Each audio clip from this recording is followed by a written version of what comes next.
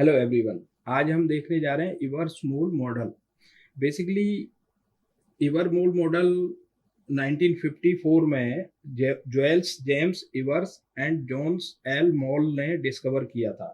तो इस तरह की जो मॉडलिंग होती है वो किसी भी सर्किट की टर्मिनल और फिजिकल बिहेवियर को रिलेट करती है कि उसके टर्मिनल्स के साथ साथ उसका फिजिकल बिहेवियर कैसा होगा, ये आइडेंटिफाई करने के काम आती है।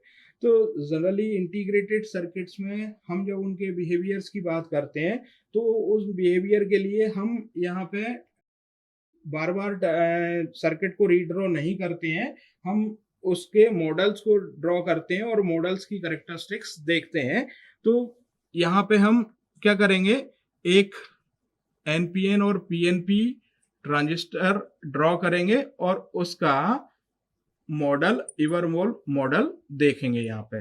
तो मैं यहाँ एक सिंपल एनपीएन का स्ट्रक्चर ड्रॉ कर रहा हूँ, फिर मैं उसका इवरमोल मॉडल ड्रॉ करूंगा और पीएनपी का स्ट्रक्चर भी इसी तरह से ड्रॉ किया जा सकता है। बस आपको ध्यान ये रखना है कि जो डायोड्स होंगे उसमें वो अपोजिट डायरेक्शन में शो किए जाएंगे और यहाँ जो करंट होगी उनकी polarity as per the condition होगी वहां पे। तो एमीटर, बेस, कलेक्टर, ये एनपीएन का स्ट्रक्चर मैंने ड्रॉ कर दिया है। यहाँ पे करंट का डायरेक्शन देखें तो एमीटर में आउटवर्ड, कलेक्टर और बेस में इनवर्ड, ये मैंने डायरेक्शन शो कर दिया है करंट्स का। तो ये एमीटर बेस जंक्शन और ये कलेक्टर बेस जंक्शन। अब हम इसका इवरमोल मॉडल बनाएंगे। तो Ebers Moll model generally different dependent current source involve करता है और उसके साथ साथ इसके इक्विवेलेंट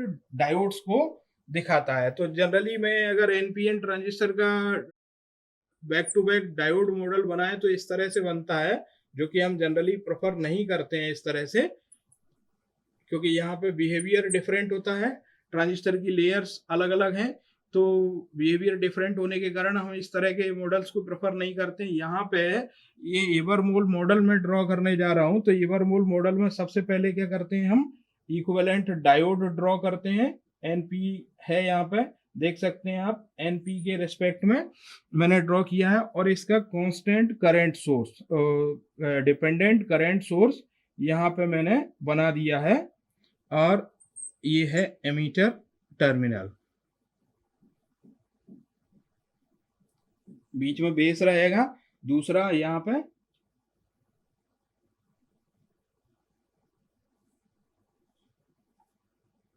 डिपेंडेंट सोर्स, इसके साथ साथ ये diode, collector base junction diode और ये कलेक्टर, कलेक्टर पे करंट इनवर्ट।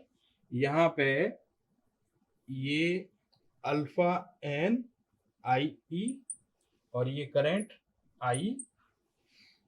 ये कौन सा डायोड है, collector diode, collector base junction diode भी कह सकते हैं। यहाँ पे बेस टर्मिनल है आई बी, ये एमीटर टर्मिनल आई सी आई ई। यहाँ पे आई डैश करंट से रिप्रेजेंट कर रहा हूं मैं यहाँ पे इसको। और ये कौन सा डायोड है, एमीटर बेस डायोड या एमीटर डायोड कह सकता हूं मैं यहाँ पे। यहाँ के करंट का डायरेक्शन अल्फा आई आई सी, देख सकते हैं यहाँ पे, जो alpha I C, that means this current is dependent on the collector current and this is I, this current is dependent on the emitter current. यहाँ पे देखें तो ये वोल्टेज होगा, वो कौन सा वोल्टेज होगा, वी बेस एमीटर, और यहाँ जो वोल्टेज होगा वो वी कलेक्टर बेस। इसके रिस्पेक्ट में अब हम इस मॉडल को देखेंगे। यहाँ पे जो रिवर्स लीकेज करंट है वो ICO और यहाँ जो reverse leakage current means emitter base diode का IEO। अब कंडीशन क्या रखनी है आपको कि फॉरवर्ड वाइज की तरह वर्क कर रहा है जब भी, तब emitter base junction sorry active region में वर्क कर रहा है तो collector emitter base junction forward bias और collector base junction reverse bias की तरह वर्क करेगा। तो हमेशा एज्यूम ये करना है आपको कि एक्टिव या नॉर्मल मोड में वर्क कर रहा है ये, और एक्टिव या नॉर्मल मोड में वर्क करने की कंडीशन क्या है, एमीटर बेस जंक्शन। मैं यहाँ लिख देता हूं जिससे आपको समझने में आसानी रहे। Emitter base junction forward bias और collector base junction reverse wise.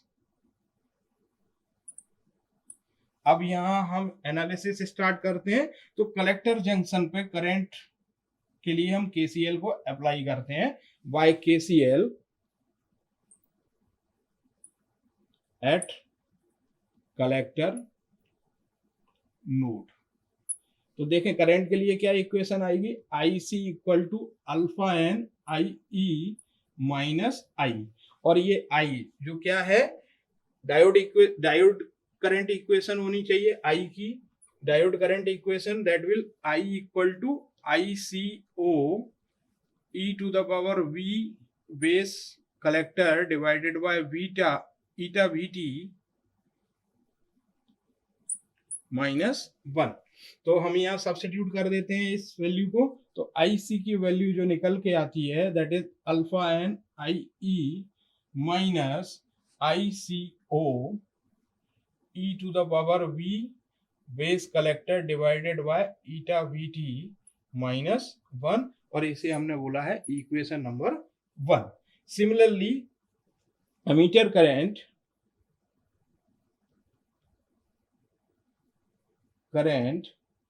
Eight ammeter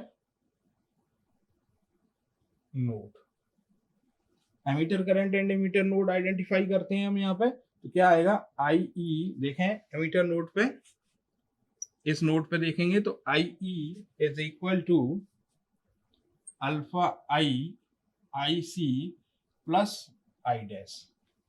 ठीक है, ये एमीटर करंट के लिए हो गया। तो इस इक्वेशन में फिर से आई डैश की वैल्यू रखेंगे। तो आई डैश की वैल्यू क्या है यहाँ पे, I dash equal to I E O E to the power V base emitter upon eta V T minus 1। Substitute कर देते हैं ये value,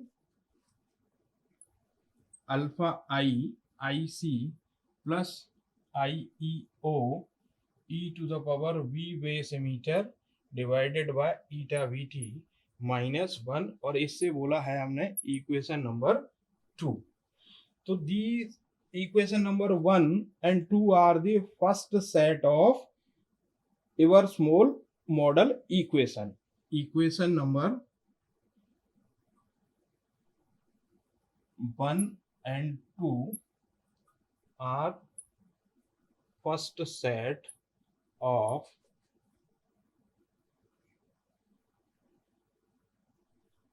EM model equation.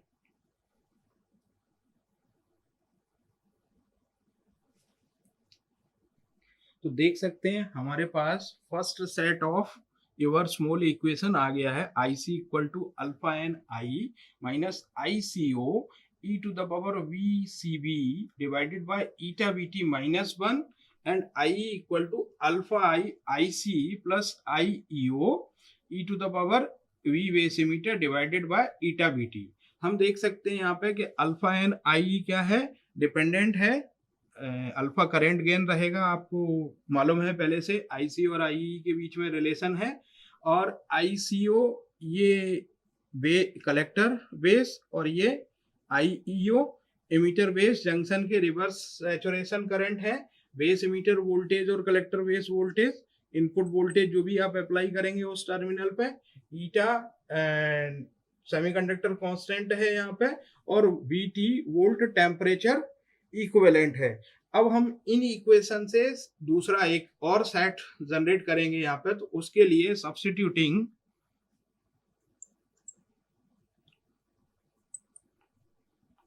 Equation 2 into equation 1, equation 2 into equation 1 और equation 1 into equation 2, इस तरह से substitute करने के बाद हमें इवर्स-मोल मॉडल की कुछ नई इक्वेशंस अचीव होंगी। तो इससे क्या होगा, आईसी इक्वेशन 2 को इक्वेशन 1 में किया, मींस आई की वैल्यू है ये यहां मैं सब्स्टिट्यूट कर देता हूं। तो I C equal to alpha N, I की वैल्यू क्या हो गया यहाँ पे, alpha I C plus I E O e to the power v base emitter divided by eta vt minus 1।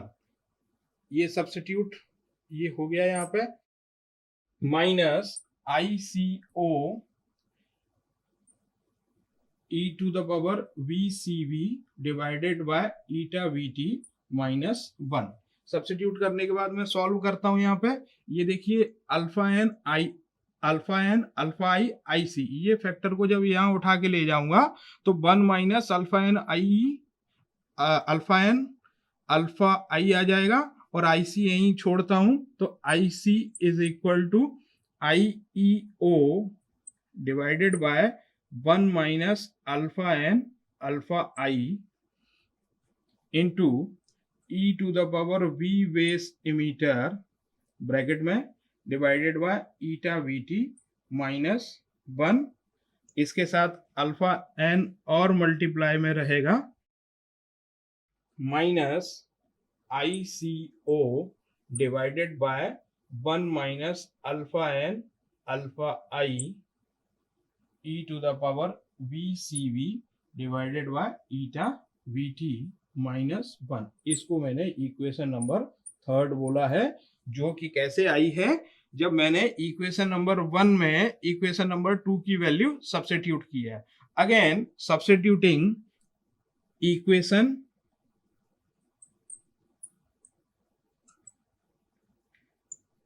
Equation 1 into equation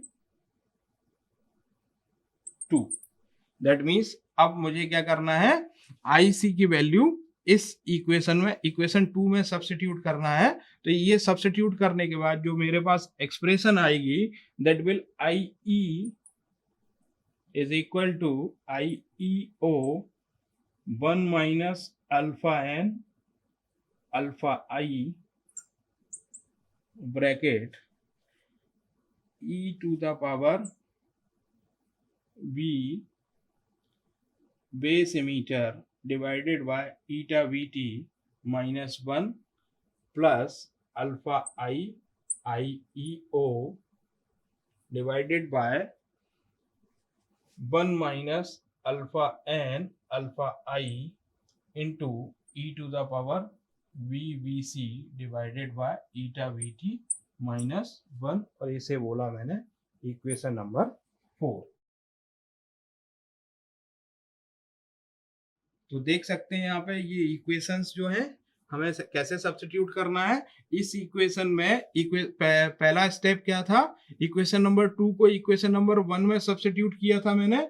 दूसरे स्टेप में क्या करना था, इक्वेशन नंबर 2 को इक्वेशन नंबर 1 को इक्वेशन नंबर 2 में सब्स्टिट्यूट किया है यहाँ पे।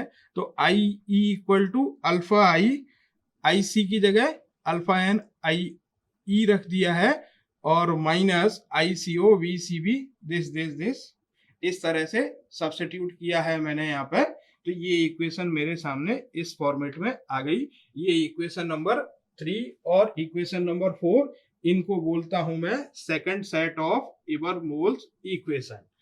ये दो सेट इक्वेशन निकालने के बाद अब मैं क्या करता हूँ, एक डिफरेंट तरह की एनालिसिस करता हूँ। तो उस समय डिफरेंट तरह की एनालिसिस करने के लिए मैंने फर्स्ट इक्वेशन का यूज किया है, ये इस इक्वेशन का यूज कर रहा हूँ। तो आई सी इक्वल टू, देखें यहां से alpha N I E minus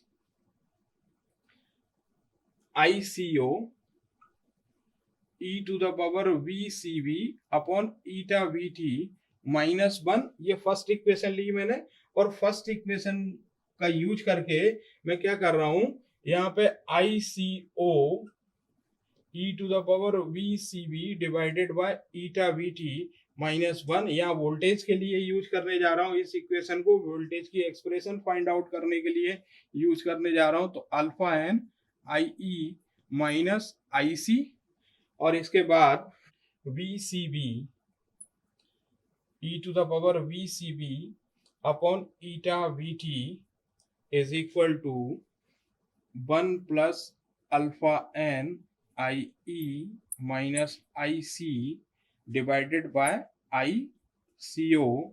और इस यहाँ से मैं क्या करता हूँ, इस एक्सपोनेंशियल को जब हटाता हूँ तो यहाँ लॉगरिथमिक टर्म आएगी, तो उसके लिए मैं VCB equal to eta VT ln of 1 plus alpha n IE minus ICO divided by IC और bracket close.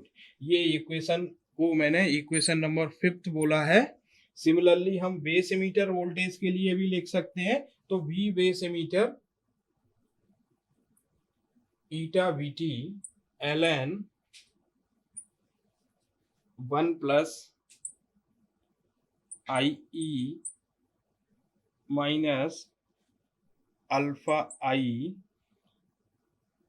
IC divided by IEO equation number 6। इसको हमने इक्वेशन नंबर इस इक्वेशन से, इस एक्सप्रेशन से निकाल सकते हैं, इक्वेशन नंबर 2 से निकाल सकते हैं इसको। तो ये एक्सप्रेशन इस तरह से हम कैलकुलेट कर सकते हैं। तो ये दोनों इक्वेशन 5, इक्वेशन 5 और इक्वेशन 6 ये नया सेट है जो वोल्टेज के लिए एप्लीकेबल रहेगा, यहाँ पे देख सकते हैं ना।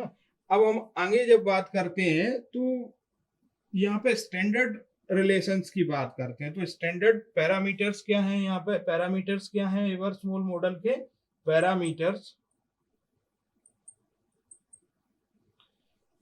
Alpha I, alpha n, IEO and ICO, ये 4 पैरामीटर्स हैं। और इन 4 पैरामीटर्स के बीच में एक स्टैंडर्ड रिलेशन होल्ड करता है, जो कि ये बताता है कि ये पैरामीटर्स एक दूसरे से इंडिपेंडेंट नहीं है, डिपेंडेंट हैं। That means alpha n IEO is equal to alpha I ICO। और ये रिलेशन होल्ड करेगा यहाँ पे, जो ये शो करेगा कि these parameters are not independent. और यहाँ से हम देख सकते हैं, इस बेसिस पे कह सकते हैं, जनरल जो कंसीक्वेंस है उसमें alpha I is very very greater than, alpha I is very very less than alpha n and ICO is very very greater than IEO, जो हम पहले से जानते हैं कि ये रिलेशन ट्रू है, ट्रू होल्ड करता है। That means minority carrier density in emitter region बहुत कम होती है minority carrier density in collector region से। सिमिलरली हम कह सकते हैं डोपिंग कॉन्सेंट्रेशन एमिटर रीजन में, हम जानते हैं doping concentration in emitter region में ज्यादा होता है doping concentration in collector region से। ठीक है, तो यहाँ पे हमने देखा है यहाँ पे कि रिवर्स मोल मॉडल की इक्वेशंस देखी, टर्मिनल इक्वेशंस देखी। टर्मिनल इक्वेशंस के बाद हमने वो 2 इक्वेशंस ड्राइव की। 2 इक्वेशंस के बाद उन रिलेशंस को एक दूसरे में सब्स्टिट्यूट किया। सब्स्टिट्यूट करने के बाद एक नया सेट जनरेट हुआ। फिर उन्हीं इक्वेशंस को वोल्टेज के लिए, collector base voltage, base emitter voltage, दोनों वोल्टेज के लिए अप्लाई किया। और उसके बाद उन पैरामीटर्स के जो स्टैंडर्ड रिलेशंस देखे, पैरामीटर्स जो 4 पैरामीटर है alpha I, alpha n, IEO, ICO, और उसको देखने के बाद हमने एक कंक्लूजन होल्ड किया, that is alpha I is very very less than alpha n। Similarly ये कंक्लूड करेगा कि ICO is very very greater than IEO, जो इस बात को कंक्लूड करता है कि minority carrier density emitter region में कलेक्टर रीजन से कम होती है, बहुत कम होती है। इसका मतलब doping concentration in emitter region is very much larger than collector region. So ये हम देख चुके हैं रिवर्स मॉडल में। Thank you.